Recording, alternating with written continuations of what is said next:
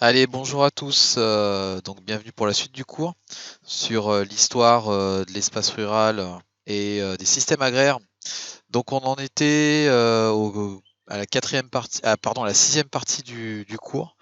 Et nous allons évoquer l'époque contemporaine, donc une époque bien plus récente par rapport à ce qu'on a pu voir précédemment. Forcément, hein, puisqu'on remonte de manière chronologique le temps. Et l'époque contemporaine, en fait, démarre à la Révolution française et se termine aujourd'hui, hein, puisque nous sommes toujours dans l'époque, contemporaine. Voilà, alors, le pourquoi est-ce qu'on prend le comme tournant la Révolution française? Parce que, 1789, c'est la date de la fin des privilèges et de la fin de la monarchie absolue, hein. Alors même si un peu plus tard, il y aura, quelques tentatives, de la part du pouvoir de remettre en place une monarchie absolue, ça ne tiendra pas bien longtemps puisque, voilà, la Révolution française marque, vraiment, la société, hein, enfin la liberté, enfin, la possibilité de décider, enfin l'ascenseur social et là, du coup, une fois qu'on a goûté à cette liberté, il est difficile, en fait, aux hommes de retourner en arrière puisque la monarchie absolue est considérée comme un retour en arrière. Voilà. À l'époque où, la plupart, en fait, des pays développés, vont de plus en plus vers, un système parlementaire, voilà, la France, elle aussi, est dans cette mouvance-là. Voilà, donc le 4 août, 1789, les nobles abandonnent leurs privilèges féodaux et la société agricole va être profondément bouleversée, forcément. Donc je vous ai mis une liste de, différents règlements, différentes lois qui vont être promulguées ou abrogées, hein, voilà, selon dans quel sens elles vont. Donc tout d'abord, liberté des cultures. On n'impose plus aux paysans de pratiquer tel ou tel type de culture. Abolition du droit de parcours des terres, puisqu'avant, les seigneurs pouvaient, librement parcourir les terres avec leurs chevaux et donc détruire, les récoltes, hein, puisqu'ils pouvaient, voilà, piétiner, des champs entiers de blé, hein, pour la chasse, par exemple, hein, pour pratiquer la chasse. Ils avaient tout à fait le droit et donc là, forcément tout ça, ça devient interdit. Le droit de partage des communaux et de protection des cultures. Donc là, on va protéger, les territoires, on va protéger les agriculteurs, pour leur permettre de cultiver, dans de meilleures conditions et d'avoir, voilà, petit à petit cette propriété de la terre, hein. Également extension des baux ruraux à 18 ans contre 3 ou 6 ans auparavant. Et donc là, c'est, un changement dans, les contrats de fermage. Un contrat de fermage avant, il avait une durée courte, hein, c'est un CDD, de 3 à 6 ans. Le problème pour un agriculteur, c'est que, 3-6 ans, ça ne représente pas une carrière, ou une partie de carrière, voilà, ça permet pas non plus d'investir, sur le terrain et donc le fait qu'on augmente et qu'on passe ces baux, ruraux à 18 ans, ces contrats de fermage à 18 ans, donc ça permet en fait aux paysans de pouvoir investir et de pouvoir, développer leur ferme puisque 18 ans, c'est une période assez longue, à l'époque. Suppression des droits fiscaux en cas d'échange ou de vente de propriété. Donc là, en fait, les droits fiscaux que pouvaient toucher les seigneurs sur la vente d'une propriété sont abrogés. Et donc là, évidemment, il y a un autre système qui va se mettre en place, hein, puisque, comme aujourd'hui, quand on achète une maison, on paye des droits notaires, des droits notariés. Et du coup, voilà, ça va se transformer et ça va aussi un petit peu diminuer en termes de coûts. Suppression de la gabelle et des aides pour la vigne. Voilà, en 1789, on paye encore la gabelle, un impôt très lourd, hein, je le rappelle, sur le sel. Et donc là, c'est abrogé, donc on peut utiliser librement le sel. Et également, on va aider les vignerons à pratiquer la culture de la vigne. Tout ça parce que, évidemment, à l'époque, l'eau n'était pas encore forcément tout à fait propre à la consommation. On préférait boire du vin. La possibilité de vendre toutes les terres au domaine du domaine et de la nation. Donc là, l'État va pouvoir vendre les terres et donc récupérer de l'argent, là où autrefois, le seigneur qui possédait la terre ne pouvait pas la vendre, hein, puisque c'est un droit que lui avait donné le roi, hein. Donc le roi possédait la terre, le seigneur possédait la terre et les paysans n'étaient pas propriétaires. Donc là, ils vont pouvoir être propriétaires pour certains de terres.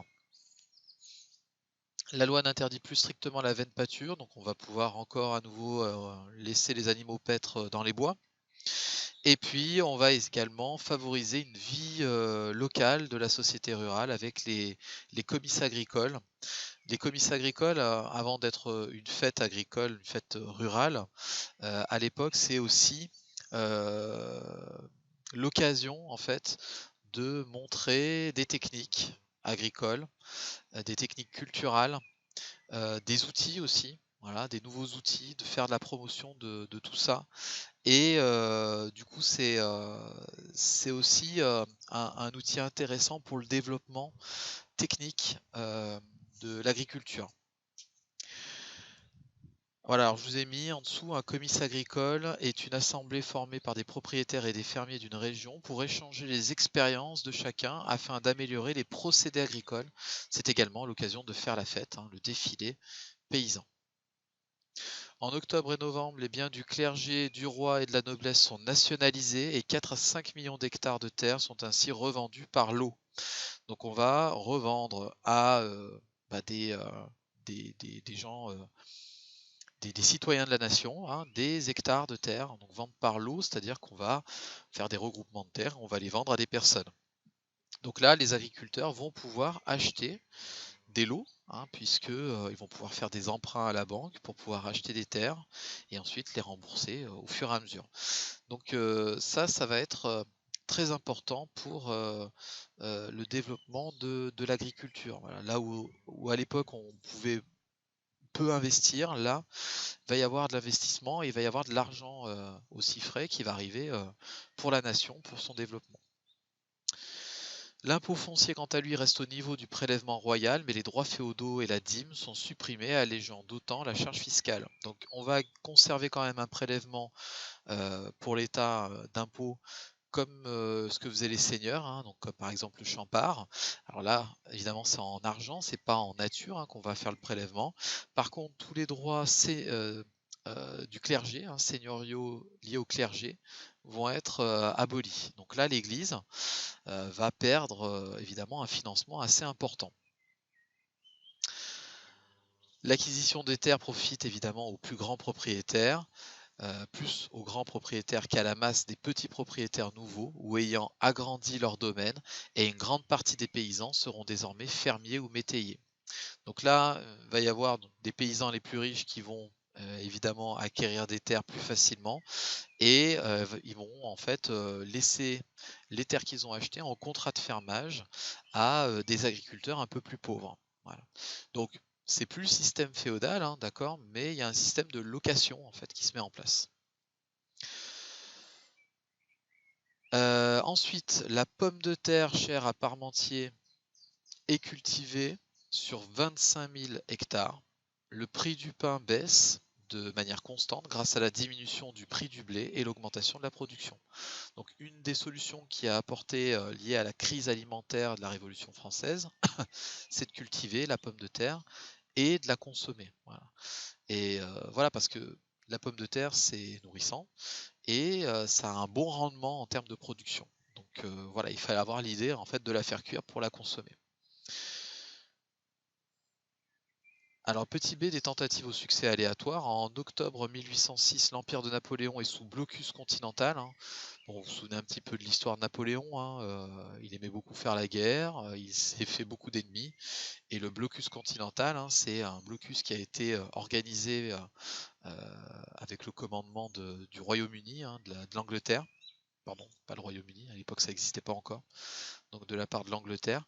Et ce blocus en fait a empêché la France de commercer avec l'extérieur par voie maritime. Et donc l'importation de produits coloniaux, coton, épices, tabac et surtout le sucre indispensable aux villes devient impossible. Donc des denrées dont on avait commençait à avoir l'utilité, qu'on commençait à utiliser de manière assez importante, ne vont plus être disponibles. Donc on va essayer de trouver des solutions annexes, hein. Voilà. Et donc on va tenter différentes choses. Donc, par exemple, on va tenter de cultiver du thé ou du coton dans le sud de la France, mais ça fonctionne pas parce que le thé et le coton poussent sous climat humide et il n'y a pas assez d'humidité en France, et en plus le sol n'est pas adapté pour ces plantes.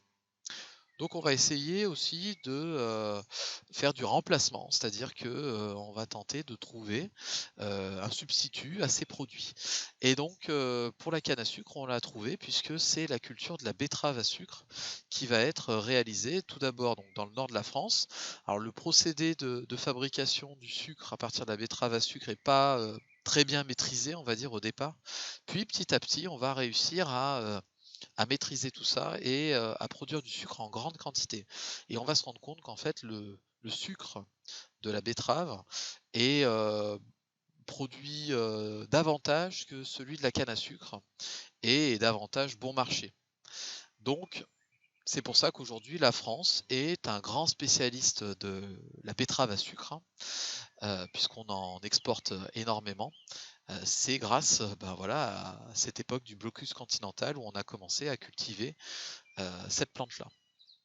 Également, la jachère est supprimée sur 50 hectares, l'irrigation se développe et les charrues se perfectionnent. Donc on va améliorer les procédés culturaux. Apparition des maladies également. Donc ça va vous rappeler quelque chose avec le travail que vous avez à réaliser cette semaine, hein. Donc le succès de l'agriculture et la commercialisation vers l'étranger provoque à partir de la seconde moitié du 19e siècle l'apparition de diverses maladies. Donc à l'époque, voilà, un peu comme aujourd'hui avec le Covid, on va dire, c'est en quelque sorte la mondialisation des échanges, hein, qui va entraîner l'apparition de maladies dans certains territoires, alors que ces maladies-là étaient totalement absentes. Donc par exemple, hein, je vous ai mis un champignon qui détruit une partie de la production de pommes de terre. Donc là, forcément, derrière, ça va entraîner donc une baisse de la production et une crise alimentaire. Également, une maladie du ver à soie, hein, la pébrine, qui touche les manufactures de la vallée du Rhône en 1849. Vous savez que dans la vallée du Rhône, on est devenu des spécialistes de l'élevage du ver à soie et de la fabrication des étoffes de soie. Un remède est trouvé par Pasteur en 1865 seulement. Donc ça veut dire que sur 15 ans, on a des difficultés à produire de la soie sur le territoire national. Et vous avez des régions comme par exemple Lyon, la région lyonnaise, qui était vraiment spécialisée dans la fabrication de la soie, qui va se retrouver en très grande difficulté, et il va y avoir un nombre important d'entreprises qui vont fermer, de micro-entreprises, et du chômage qui va s'installer. Et à l'époque, hein, évidemment, quand on est au chômage, on ne touche pas d'indemnité. Donc derrière, une crise sociale alimentaire très importante. Ensuite, je vous ai mis l'oïdium en provenance d'Angleterre qui touche les vignes une première fois, mais une solution à base de soufre est très vite trouvée. Et puis le fameux phylloxéra, le puceron de vigne, qui touche le Gard en 1864 et qui va détruire en 30 ans la totalité du vignoble français. La seule solution sera d'utiliser la greffe sur plan américain résistant. Donc voilà, c'est la seule solution qui est trouvée, puisque le phylloxéra vient d'outre-Atlantique, hein. Il a été importé en même temps que les échanges commerciaux, et il va vraiment détruire tout le vignoble français. C'est-à-dire qu'aujourd'hui, même aujourd'hui, hein, il n'y a plus un seul plant de vigne européen, français qui existe. Tous les plants de vigne qui sont cultivés en France aujourd'hui sont des plants de vigne de base américains. Parce que les plants de vigne américains, on ne sait pas pourquoi, ils résistent. Alors on sait aujourd'hui pourquoi, hein, mais à l'époque on ne savait pas. Les plants américains résistent aux pucerons du phylloxéra.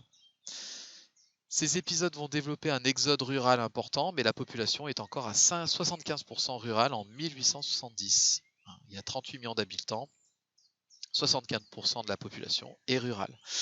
Donc voilà un exode assez important sur cette moitié du 19e siècle, où vous avez, des zones, rurales qui vont entièrement se vider de leurs habitants, notamment en montagne. Voilà, on part, on quitte la montagne et on va s'installer, plutôt en ville, voilà, pour trouver du travail. Surtout qu'en plus débute au même moment l'industrialisation, hein, les manufactures, les usines qui, commencent à se développer, heu, qui sont créées, autour des grandes villes ou dans les grandes villes aussi, hein, voilà, parce qu'à l'époque, il n'y avait pas de zone industrielle et évidemment ça va attirer beaucoup de travailleurs puisque l'agriculture est saisonnière, c'est son problème et ben, les agriculteurs, les manœuvres, hein, ont besoin de aussi de gagner de l'argent en hiver. Donc ils partent et ils vont s'installer dans les villes où le salaire est plus important que dans les campagnes.